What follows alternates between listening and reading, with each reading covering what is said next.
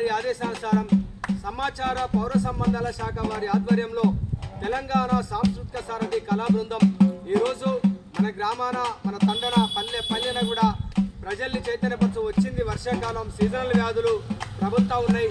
అదేవిధంగా పరిశుభ్రంగా ఉంచుకుంటేనే మరి ఈగలు దోమలకు నిలయం కాకుండా ఉంటుంది. కాబట్టి దయచేసి ప్రతి ఒక్కరు కూడా మరి ఒంటి పరిశుభ్రత, ఇంటి పరిశుభ్రత కాకుండా పరిసరాలను కూడా పరిశుభ్రంగా ఉంచాలని మనవి చేస్తూ ప్రతి ఒక్కరు కూడా ఆరోగ్యమైనటువంటి జీవితాన్ని అనుభవించాలని కోరుకుంటూ స్వచ్ఛత కోరకు